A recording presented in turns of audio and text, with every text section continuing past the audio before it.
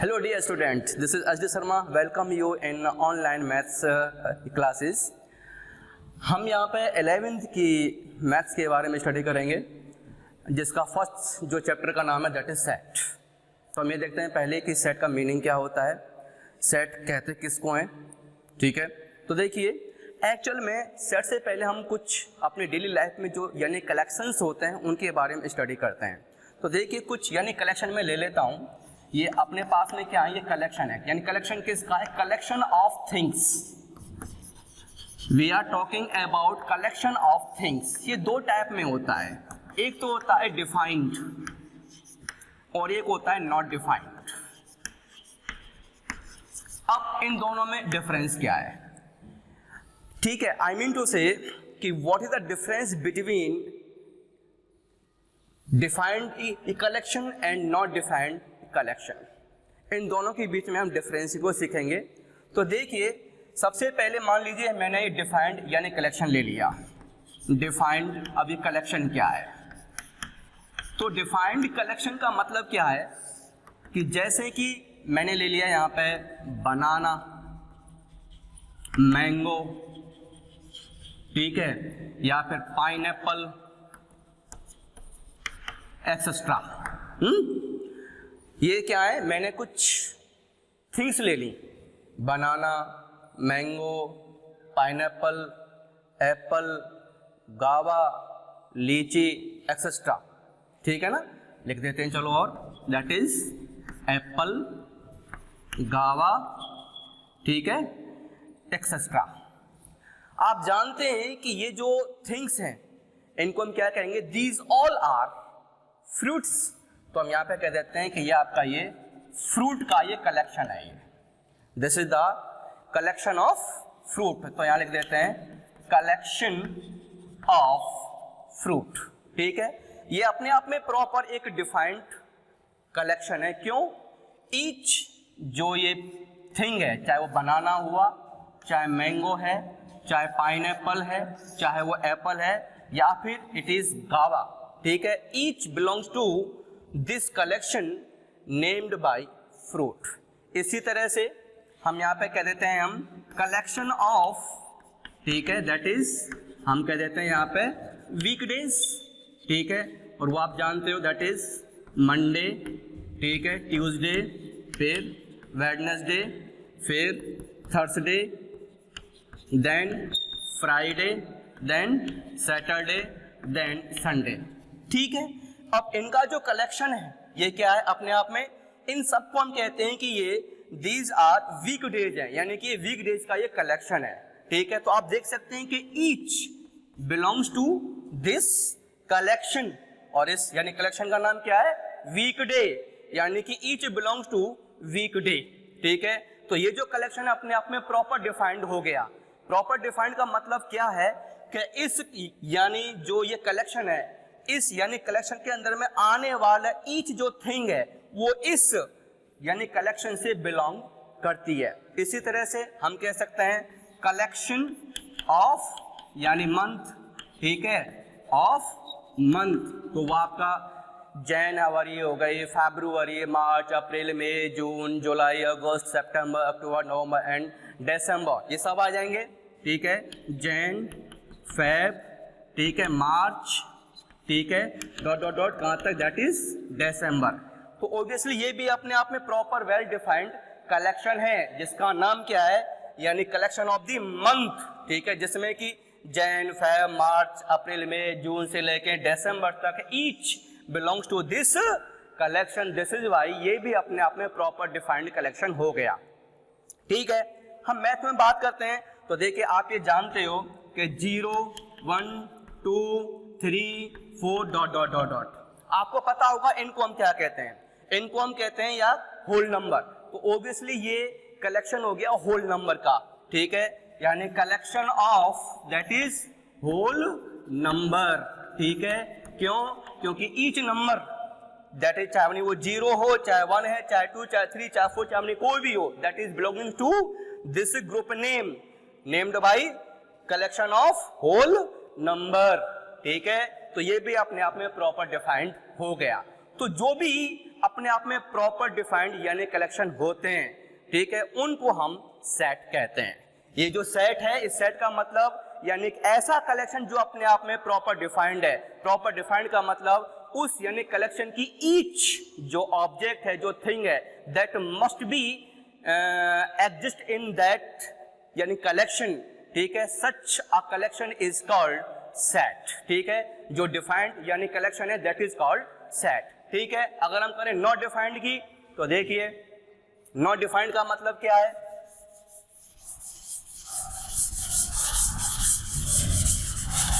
आप एक बार जरा नॉट डिफाइंड कलेक्शन को और देख लेते हैं हम। तो देखिए नॉट डिफाइंड कलेक्शन, ठीक है। नॉट डिफाइंड जो कलेक्शन का मतलब ये हो जाता है, सपोज कीजिए मैं यहां लिख रहा हूं कलेक्शन ऑफ, मैंने यही ले लिया फ्रूट्स, कलेक्शन ऑफ फ्रूट्स, ठीक है। तो देखिए जैसे कि ये आ गया बनाना, मैंगो, ऑरेंज, एप्पल, एक्सेट्रा। अभी इस टाइम पे ये एक प्रॉपर डिफाइंड यानी कलेक्शन है। क्यों है? बिकॉज ईच थिंग, ठीक है, either it may be banana, mango, orange, apple, each one is belonging to this group या फिर दिस कलेक्शन, ठीक है। अब इसलिए चूंकि each is belonging to this यानी collection, this is why it is called proper defined collection. But अब suppose करो मैंने इसमें एक और लिख दिया यहां पे, अब आपका ब्रिंजल लिख दिया, ठीक है, या फिर टमाटो लिख दिया, या फिर मैंने एक और लिख दिया पोटैटो, ठीक है। अब banana, mango, orange, apple, brinjal, tomato and potato, क्या ये प्रॉपर वेल डिफाइंड है? नहीं है। Why? Because these are called fruit name but these are vegetables name, ठीक है। ऑब्वियसली बात यहाँ पे कलेक्शन ऑफ फ्रूट्स की हो रही है, then obviously brinjal is not fruit, tomato is not fruit and also potato is not a fruit. This is why we can say that collection of all these things is not proper well defined. This is why इसका नाम ये तो बिल्कुल नहीं हो सकता। क्यों? इसका नाम हम क्या दें? फ्रूट का यानी कलेक्शन कहें कि वेजिटेबल का ये कलेक्शन कहें, कुछ नहीं कह सकते। This is why it is not defined collection, ठीक है। या तो हम यहां से इनको हटा दें, इन तीनों को, तो ये बन जाएगा यानी कलेक्शन ऑफ द फ्रूट, या फिर यहां से हम इन सबको हटा दें, ये ब्रिंजल, मैंगो, ऑरेंज, एप्पल, इन चारों को हटा दें, तो ये जो तीन का जो कलेक्शन बनेगा, ब्रिंजल, टोमेटो एंड पोटैटो का जो बनेगा कलेक्शन, उसको हम कहेंगे कलेक्शन ऑफ वेजिटेबल्स। तो कलेक्शन का मतलब ये हो जाता है कि जो कलेक्शन का हमने नाम दिया है, उस यानी कलेक्शन में आने वाली ईच जो थिंग है that must B exit in that collection. तो इस टाइप से मैंने आपको दो टाइप के यानी कलेक्शन बताए, एक वेल डिफाइंड, प्रॉपर डिफाइंड, या फिर कहें नॉट डिफाइंड, ठीक है। दूसरा तो जो प्रॉपर वेल डिफाइंड होते हैं, ऐसे कलेक्शन को, ऐसे ग्रुप को सेट कहते हैं, ठीक है। तो देखिए सेट की डेफिनेशन क्या बन जाती है। सेट की डेफिनेशन बन जाती है, देखिए सेट का मतलब है थिंग्स ऑफ सेम काइंड, ठीक है। जैसे अब इसकी डेफिनेशन क्या बन जाएगी, डेफिनेशन की बात कर लेते हैं। डेफिनेशन ऑफ दी सेट क्या बन जाएगी? कलेक्शन, और इसका दूसरा नाम क्या है, ग्रुप भी हो सकता है, group of well defined things और object is called set. Main चीज मैं आपको फिर बता दूं, कैसे जिस चीज का हम सेट बनाने जा रहे हैं, उस सेट की each thing must be lie, must be exit in that collection, in that group, in that set. तो सेट क्या है? एक ऐसे ग्रुप का नाम हो गया, एक ऐसे यानी कलेक्शन का नाम हो गया जिसके अंदर आने वाली ईच थिंग उस यानी कलेक्शन से बिलोंग करती है। फिर चाहे वो कोई भी कलेक्शन हो गया, जैसे कि अब हम बात करें set of the reverse. Set of the reverse का मतलब क्या है? रिवर का कलेक्शन। अब कहां के रिवर्स? हम बात कर लेते हैं इंडिया की, यानी कि सेट ऑफ इंडियन रिवर्स, ठीक है। तो अपने आप में प्रॉपर वेल डिफाइंड कलेक्शन है। क्यों? इसमें गंगा, यमुना, ब्रह्मपुत्र, घाघरा, गंडक, घाघर, ठीक है। These all are example of Indian river, ठीक है, जो कि अपने आप में प्रॉपर डिफाइंड है। This is why it is set of Indian river. इसी तरह से हम बात कर सकते हैं, कुछ भी है यानी सेट ऑफ इंडियन जो है इंडियन या फिर ये मैथमेटिशियन, ठीक है। तो वो तुम्हारे आर्यभट्टा हैं, वराह मिहिर हैं, या फिर आपके सर रामानुजम हैं, ठीक है, या फिर जो भी हैं, दीज ऑल आर अपने मैथमेटिशियन, ठीक है। तो इनका जो कलेक्शन होगा वो भी अपने आप में क्या है? एक सेट है। या फिर हम ये कह सकते हैं कि set of all questions in mathematics 11th book. तो उसमें जितने भी क्वेश्चन है, चाहे आपके सेट के जो यानी पहला चैप्टर के यानी क्वेश्चन है, सेकंड चैप्टर के मतलब क्वेश्चंस हैं, जितने भी क्वेश्चन है वो आपकी 11th की बुक की है ना, तो वो सभी इस सेट से बिलोंग करते हैं। This is why this is also a set. तो सेट का मतलब ये हो जाता है कि एक ऐसे यानी कलेक्शन से है जिसमें आने वाली each thing that must B lie, that must be exist in that collection, ठीक है। अब देखिए कलेक्शन इसके कुछ नियम है, कुछ रूल्स है। हम रूल्स की बात कर लेते हैं। जैसे सपोज करो, पहले मैं रूल्स में बता देता हूं रूल्स क्या हैं। तो पहला रूल ये कहता है कि जिस किसी भी सेट का हमें नाम देना है वो हमेशा कैपिटल अल्फाबेट से दिया जाएगा, ठीक है। नेम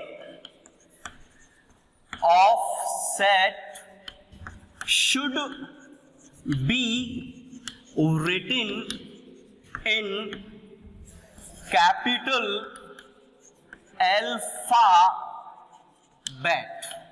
नंबर 1, ठीक है। सेकंड नियम क्या है कि उस सेट के जो एलिमेंट्स हैं, जो थिंग्स हैं, उनको हम स्मॉल लेटर में, स्मॉल अल्फाबेट में लिखने चाहिए। तो देखिए, मेंबर ऑफ सेट्स, ठीक है, should be written in small alphabet, ठीक है। समझ में आ गई? इसके बाद में तीसरा रूल ये कहता है किसी सेट के जो एलिमेंट्स होते हैं उनको हमेशा कर्ली ब्रैकेट में लिखना चाहिए, ठीक है। एलिमेंट जिनको मैंने क्या बताया है? मेंबर, जिनको हम मेंबर भी कह सकते हैं, of set should be written in curly bracket, ठीक है। कर्ली ब्रैकेट क्या होता है? आपने ये देखा होगा, इसको हम कहते हैं कर्ली ब्रैकेट।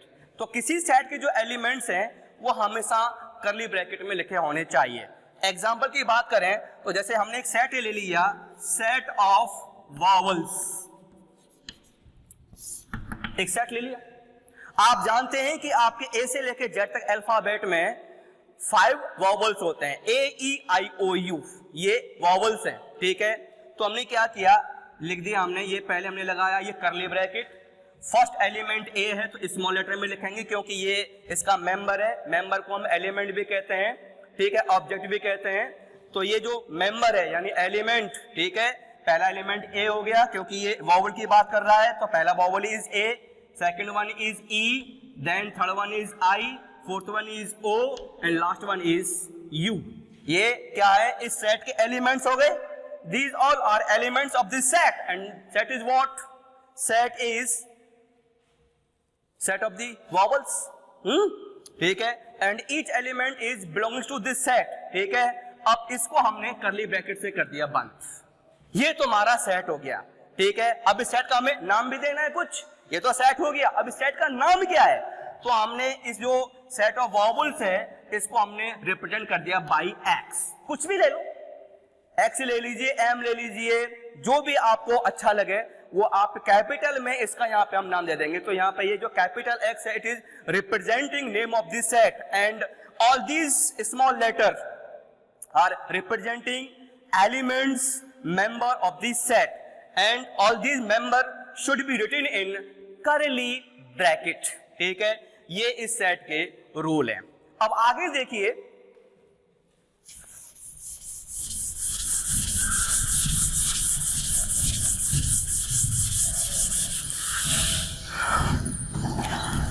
एक सेट ले लेते हैं हम, सेट ऑफ इवन नंबर्स, एक सेट ले लिया, set of even number, and you all are well known what are even number, any number which is multiple of 2, which is multiple of 2, that is called even number, ठीक है। Example के तौर पे हम कह सकते हैं इसमें एलिमेंट बनेंगे भाई, यानी कौन कौन से, तो 2, 4, 6, 8, काफी सारे इनफाइनाइट है, तो उनको हमने शो करने के लिए यहाँ पे लगा दिया डॉट डॉट डॉट, मीन्स ये तुम्हारे 2, 4, 6, 8 dot dot dot, it is what, set of even number, क्योंकि इस सेट में ईच जो एलिमेंट है that is belonging to this set name, set of even number, ठीक है। और अब इसको हमने कर दिया बंद करली ब्रैकेट से, ये क्या बन गया, एक सेट बन गया, इसका नाम हमने दे दिया सपोज करो ए, ये सेट का नाम हो गया। ए इज व्हाट, यानी A is set of even number. अब इसका फर्स्ट एलिमेंट कितना है, 2, ठीक है, तो हम ये कह सकते हैं क्या, 2 is member of set A. It can also be written as 2 belongs to set A। अब जो belongs to है इसका सिंबल बनता है ये 2, ये सिंबल belongs to का है, यानी 2 belongs to set A। In the same way 4 belongs to A, 6 belongs to A, 8 belongs to A, हम कह देंगे 2020 belongs to A। इसमें कहीं ना कहीं पे कोई एलिमेंट 2020 तो आएगा ना, ये जो एलिमेंट है 2020 इज एन इवन नंबर, जो कि इसमें यानी कहीं ना कहीं पे तो है, obviously this is also an element of this set, ठीक है। बट अगर मैं कहूं क्या 3 इस A का एलिमेंट है, नहीं है, क्यों नहीं है, क्योंकि 3 इस सेट में है ही नहीं, ठीक है, इसलिए हम कह देंगे 3 is not an element of set ए, इसलिए यहां से हम इसको काट देंगे। इसका मतलब क्या है काटने का, इसका मतलब ये बन जाता है 3 इज, यानी 3 is not an element of set A, या फिर यूं कहो क्या के, और 3 does not belong to set A. ये दो सिंबल आ गए, पहला सिंबल बिलोंग्स टू, दूसरा सिंबल है डज नॉट बिलोंग्स टू, ठीक है। तो देखिए अब आगे और देखते हैं कुछ।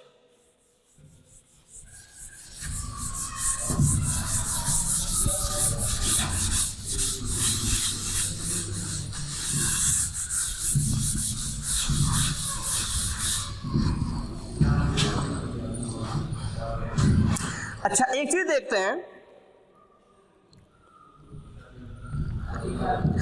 एक सेट ले लेते हैं हम, set of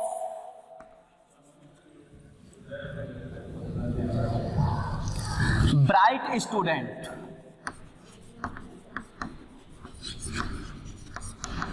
of class 11th English medium. ठीक है, सेट ले लिया। ठीक है, हमें चेक करना है कि वह इट इज डिफाइंड कलेक्शन और नॉट। तो देखिए, सपोज करो इस क्लास में 50 स्टूडेंट्स हैं, उन 50 में हमें चाहिए सेट ऑफ ब्राइट। ब्राइट का मतलब होशियार, जो अच्छे बच्चे हैं, जो ब्राइट मतलब होशियार बच्चों का कलेक्शन जो सेट है, हमें वो चाहिए किसका? In class 11th of English medium. Obviously क्या ये अपने आप में वेल डिफाइंड है? तो होशियार है कौन? होशियार कौन है? अगर मान लो आज कोई बच्चा होशियार है तो कल को हो सकता है उसकी पोजीशन डाउन हो जाए, तो वो होशियार की पोजीशन से वो हट जाएगा। इसलिए अगर मान लो मैंने सेट का नाम ए दे दिया, ठीक है, तो क्या इस सेट में मैंने कोई भी नाम लिख दिया तो क्या वो इससे यानी बिलोंग करेगा? नहीं करेगा। क्यों नहीं करेगा? क्योंकि वो इससे प्रॉपरली बिलोंग नहीं कर रहा है। अगर वो आज ब्राइट है तो कल के लिए कोई फिक्स नहीं है कि कल के लिए वो मतलब ब्राइट रहेगा, उसकी पोजीशन चेंज हो जाएगी। ठीक है, इसलिए हम कहेंगे this is not a well defined collection. चूंकि ये वेल डिफाइंड कलेक्शन नहीं है, this is why it is not considered as a set. तो कोई भी चीज है, अगर हम सेट के बारे में सोच रहे हैं तो हमें यह सोचना होगा कि उस सेट को बनाने वाले जो भी एलिमेंट्स हैं, क्या वो एलिमेंट्स पूरी तरह से उस सेट की कंडीशन को सेटिस्फाई करते हैं? क्या वो उसकी जो प्रॉपर्टीज हैं उसको फॉलो यानी करते हैं? क्या वो उस सेट में बिलोंग यानी करते हैं? अगर ऐसा है तो वो सेट होगा, अदरवाइज नहीं होगा। ठीक है, तो देखिए आगे अब बात कर लेते हैं हम सेट को रिप्रेजेंट करने की मेथड। तो देखिए, इसकी दो मेथड होती हैं। सेट को रिप्रेजेंट करने की दो मेथड हैं। कौन कौन सी हैं? नंबर 1 इज रोस्टर मेथड, इसका दूसरा नाम टैबुलर मेथड भी है।